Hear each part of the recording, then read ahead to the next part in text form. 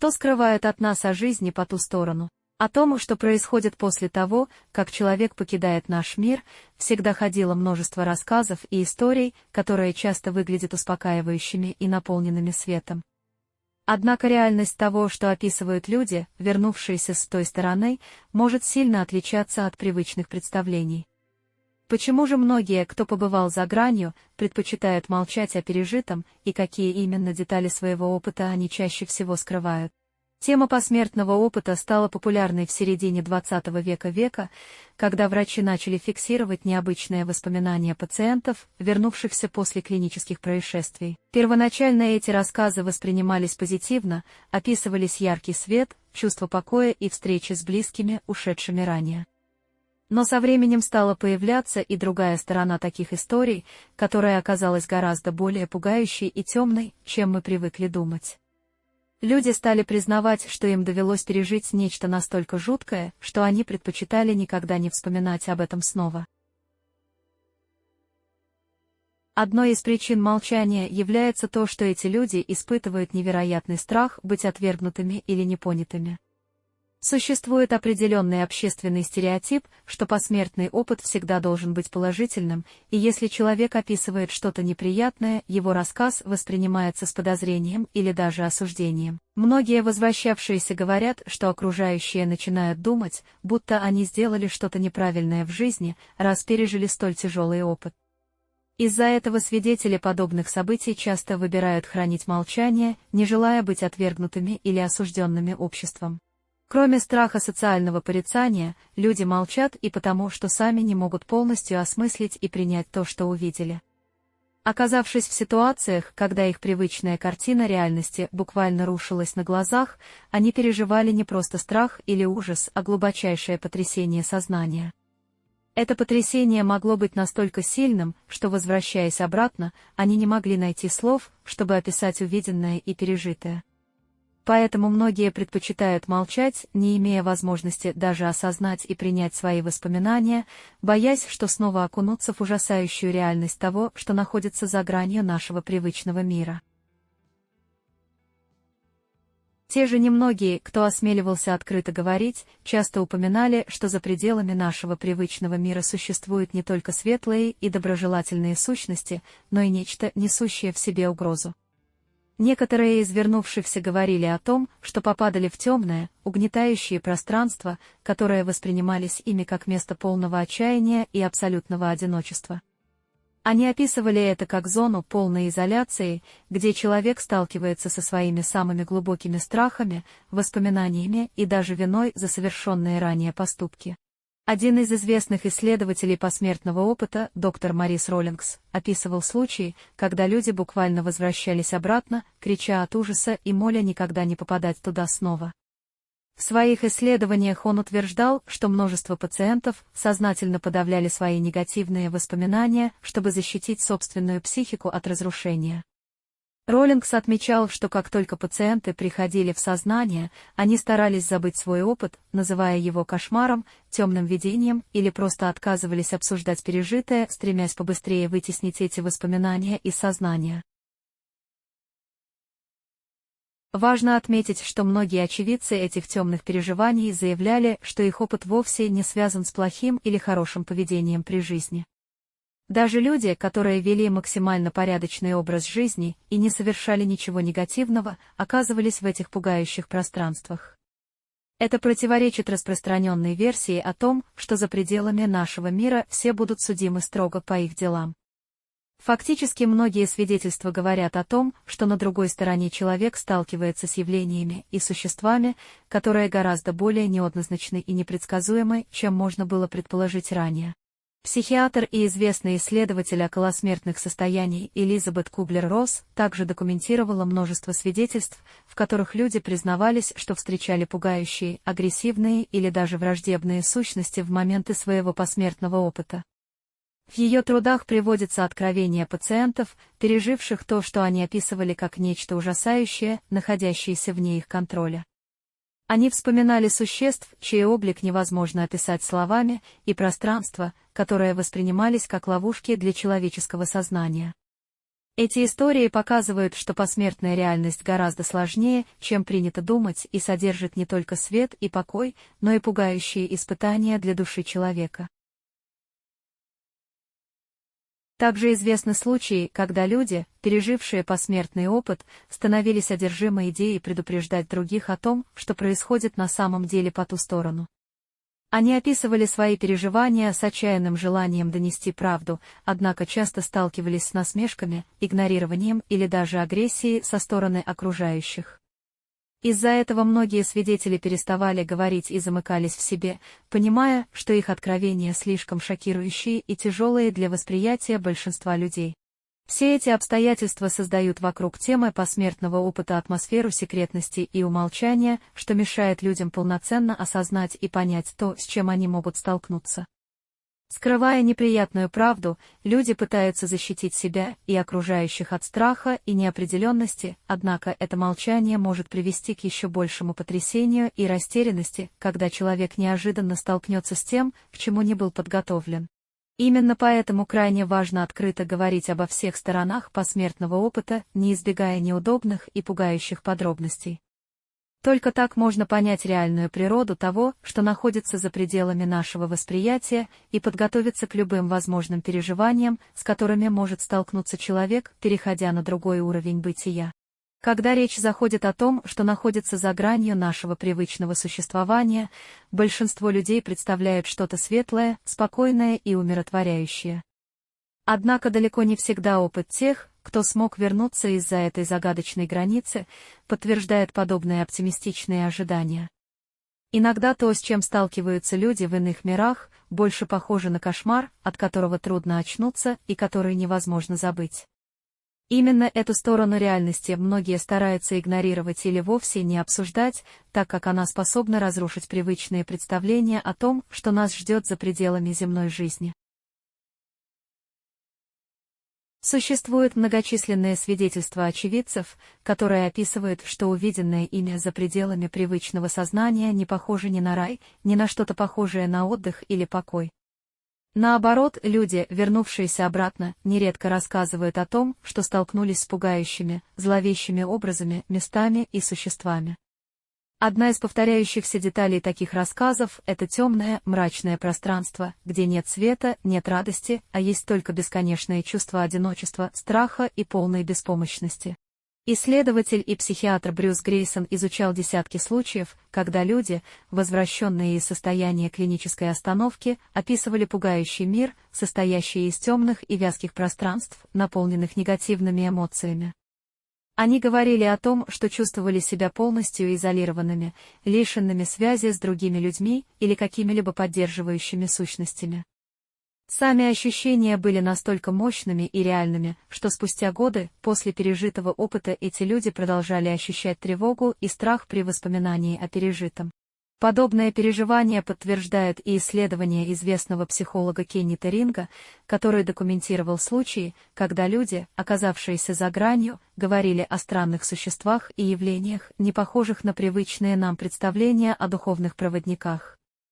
Напротив, это были существа, которых описывали как лишенных человеческих черт, вызывающих ужас и отторжение одним своим присутствием. Их описывали как фигуры, наполненные зловещей энергией, которые окружали человека, как будто пытаясь воздействовать на его сознание, вводя в него пугающие мысли и ощущения полной беспомощности. Исследователь посмертного опыта доктор Пим Ван Ломмель также обращал внимание на случаи, когда люди, побывавшие на грани, возвращались с глубокими психологическими травмами, которые объясняли именно тем, что столкнулись с ужасающими видениями, непонятными образами и агрессивными существами, пугающими до состояния паники. Ван Ломмель отмечал, что переживание таких состояний не связано напрямую с моральными качествами или образом жизни человека. Он подчеркивал, что многие из этих людей не могли понять, почему именно они оказались свидетелями столь неприятных событий, что делало их еще более уязвимыми и потерянными после возвращения обратно. Другой важный аспект темной стороны иного мира заключается в том, что люди, пережившие подобный опыт, сообщали о длительном ощущении беспокойства и страха даже после возвращения к нормальной жизни. Психологи и исследователи посмертных переживаний фиксировали, что даже спустя многие годы после случившегося люди продолжали бояться засыпать, опасаясь снова оказаться в том же месте, столкнуться с теми же существами и пережить те же пугающие эмоции. Это приводило к тяжелым психологическим расстройствам, таким как хроническая тревожность, депрессия и даже панические атаки. Известный врач и исследователь Морис Роллингс отмечал, что пациенты, возвращенные после клинических состояний, нередко требовали от медиков никогда не рассказывать им о том, что происходило с ними в эти минуты.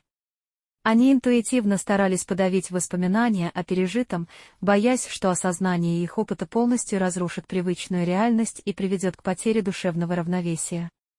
При этом Роллингс утверждал, что количество таких случаев гораздо выше, чем сообщается официально, потому что сами очевидцы и их близкие предпочитают не обсуждать пугающие детали пережитого опыта.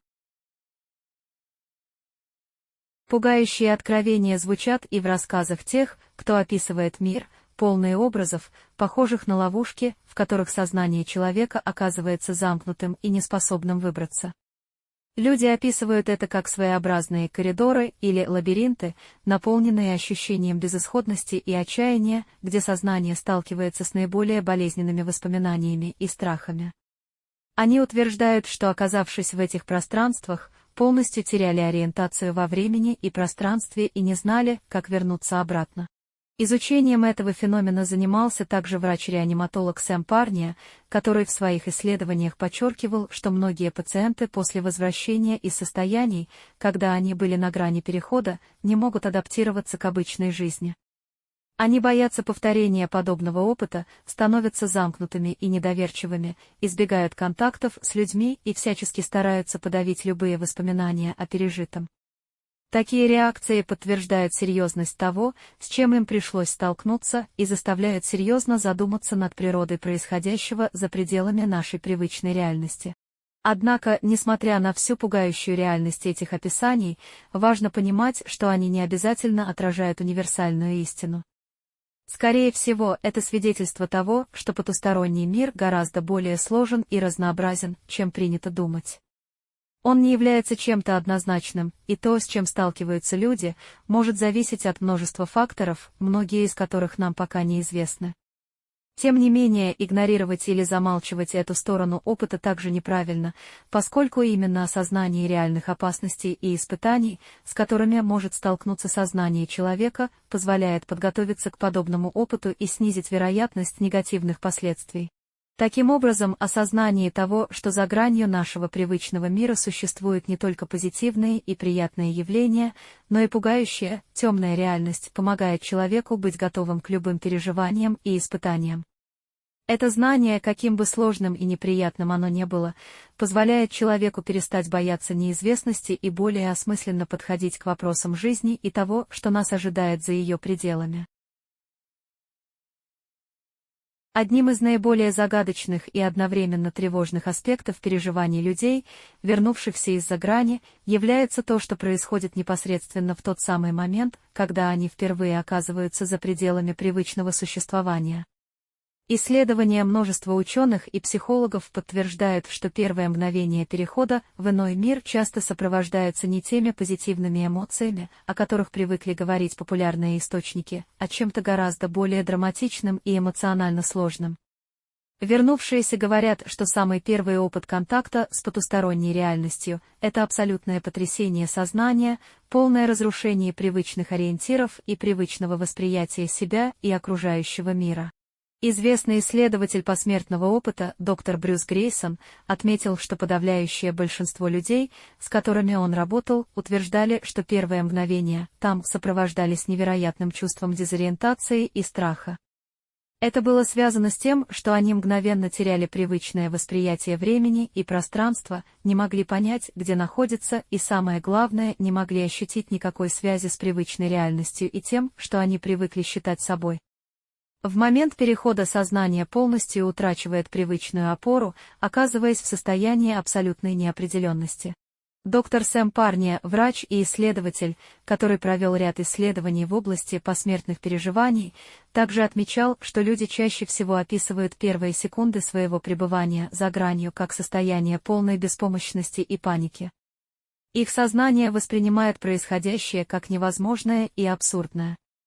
Многие из переживших такой опыт описывали, что в эти мгновения чувствовали себя так, словно оказались в состоянии свободного падения в неизвестность, из которого невозможно выбраться.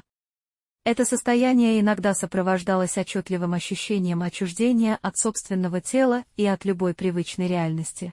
Другой известный исследователь и врач-реаниматолог, доктор Морис Роллингс, утверждал, что многие из его пациентов, с которыми он общался сразу после того, как их удалось вернуть обратно, описывали состояние, при котором они чувствовали себя полностью одинокими и забытыми. Словно весь мир мгновенно исчезал, оставляя их наедине с темным, абсолютно пустым пространством, где не было никакой поддержки, никакой помощи, никакой надежды. Описания таких состояний поражали своей эмоциональной интенсивностью и глубиной отчаяния, которые казались совершенно неподдельными и очень искренними. Некоторые люди, вернувшиеся обратно, рассказывали, что в момент перехода они буквально видели, как привычная реальность рассыпается на фрагменты.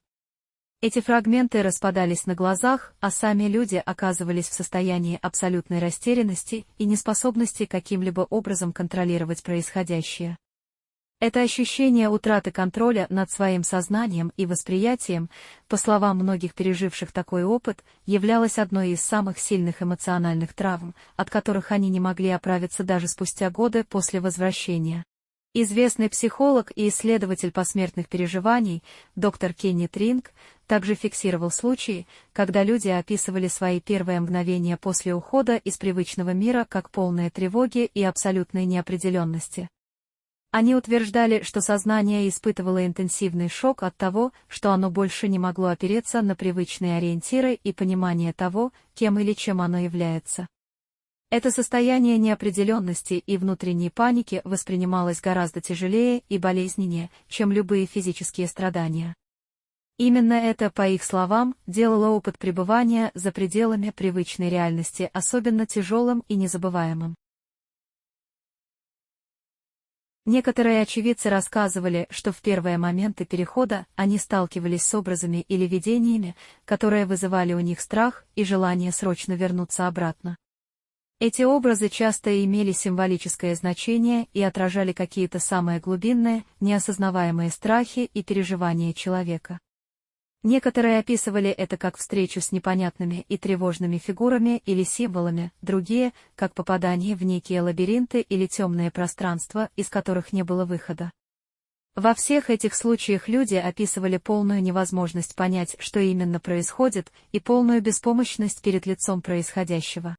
Доктор Элизабет Кублер-Росс в своих исследованиях фиксировала случаи, когда люди в первые секунды перехода ощущали, что они буквально погружаются в пространство абсолютной темноты и тишины, где нет абсолютно ничего, кроме их собственного сознания.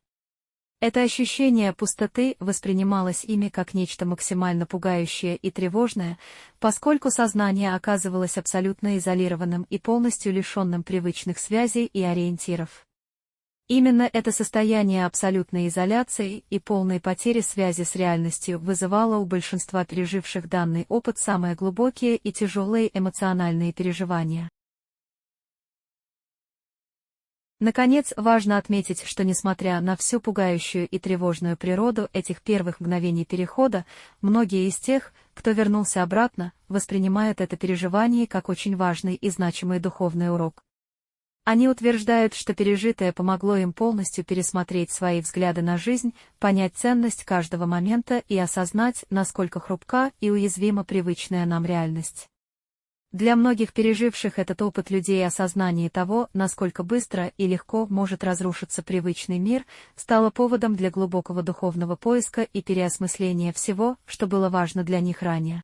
Таким образом, опыт первых мгновений перехода в иной мир, о котором рассказывают люди, пережившие подобное состояние, является глубоким, сложным и далеко не всегда приятным переживанием. Эти откровения помогают понять, что реальность за пределами привычного сознания гораздо более многогранна и сложна, чем мы привыкли думать. И хотя эти знания могут быть пугающими, именно они дают нам возможность быть готовыми к любым неожиданностям и более осмысленно подходить к вопросам жизни и того, что находится за ее пределами.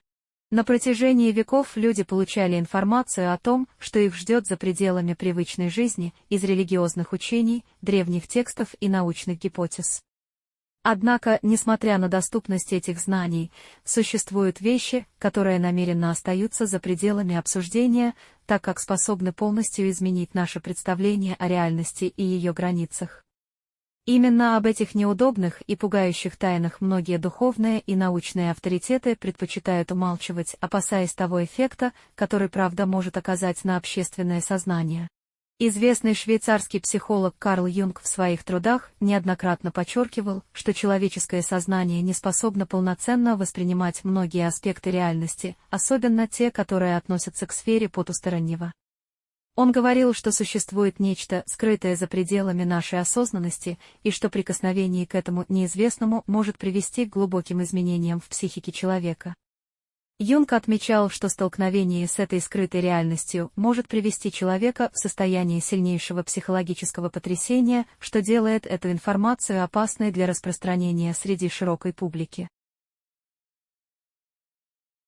Одним из таких скрываемых секретов является информация о том, что опыт пребывания за пределами привычного мира не всегда соответствует традиционным представлениям о рае или покое. Напротив, многие очевидцы и исследователи отмечают, что в этом пространстве существуют области и состояния, которые крайне болезненны и травматичны для сознания. Психолог и исследователь Кеннет Ринг документировал многочисленные свидетельства людей, переживших опыт иной реальности, которые заявляли, что сознание человека после ухода из привычного существования сталкивается с глубинными слоями собственного подсознания и вытесненными эмоциями, вызывающими сильнейшие страдания. Психиатр и исследователь посмертных переживаний Морис Роллингс также подробно описывал случаи, когда его пациенты после возвращения в обычную жизнь категорически отказывались обсуждать детали своих переживаний. Эти люди заявляли, что видели нечто настолько пугающее, что не могли найти слов для описания. Они подчеркивали, что в те мгновения ощущали не просто страх, а абсолютное осознание собственной беспомощности перед лицом чего-то гораздо более сильного и чужеродного их сознания. Именно поэтому подобные переживания оставались в тайне и редко попадали в широкое обсуждение. Не менее важным скрываемым аспектом являются сообщения людей о существах, которые присутствуют в иной реальности.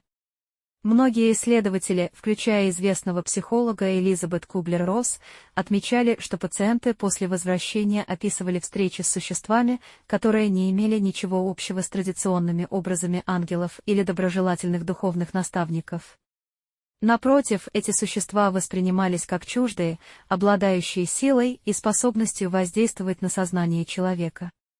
Подобные откровения настолько противоречат привычным представлениям и религиозным догмам, что церковь и другие религиозные институты предпочитали игнорировать или даже активно скрывать такие свидетельства. Также серьезные дискуссии вызывает информация о том, что сознание человека в первое мгновение после ухода из привычного мира сталкивается не с умиротворением и успокоением, а с полной растерянностью и эмоциональным шоком.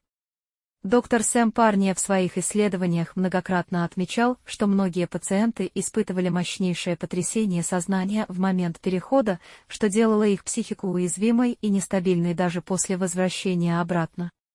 Понимая риск и возможные последствия таких откровений, многие специалисты предпочитают умалчивать эти детали, чтобы не пугать людей и не разрушать привычные убеждения о загробном мире. Другой причиной замалчивания является то, что подобные сведения способны вызвать серьезные сомнения и потерю доверия к традиционным религиозным и духовным авторитетам. Многие свидетели возвращения из-за грани сообщали, что то, с чем они столкнулись, кардинально противоречило общепринятым представлениям и учениям, которые им давались на протяжении всей жизни. Эти люди утверждали, что вместо ясных и понятных картин, которые преподносят религиозные учения, они столкнулись с совершенно иными образами, которые приводили к глубокому сомнению во всем, чему их учили раньше. Также важно учитывать, что описания, связанные с иной реальностью, иногда бывают настолько пугающими и травматичными, что люди, столкнувшиеся с ними, испытывают тяжелые психологические последствия, включая хроническую тревожность, страх и глубокую депрессию. Это приводит к тому, что многие специалисты сознательно избегают публичного обсуждения данных аспектов, чтобы не вызывать панику или массовое психологическое напряжение среди людей, не подготовленных к таким откровениям.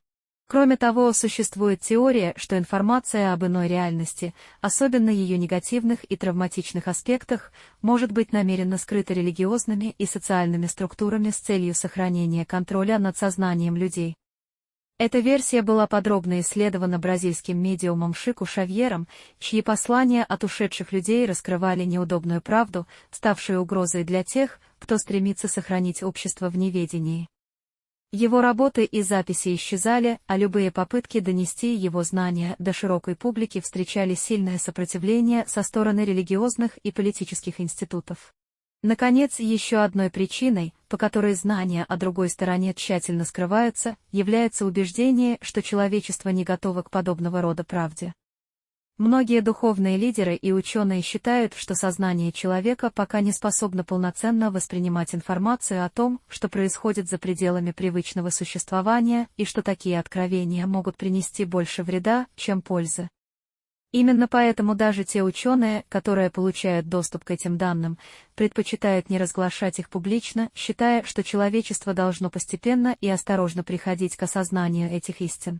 В итоге, все эти секреты и скрываемые детали подтверждают, что реальность за пределами нашей привычной жизни гораздо более многогранна, сложна и неоднозначна, чем принято думать. Только открытое и честное обсуждение этих тем позволит человеку более полно осознать природу происходящего и, возможно, подготовиться к тому, с чем он может столкнуться за пределами привычного существования.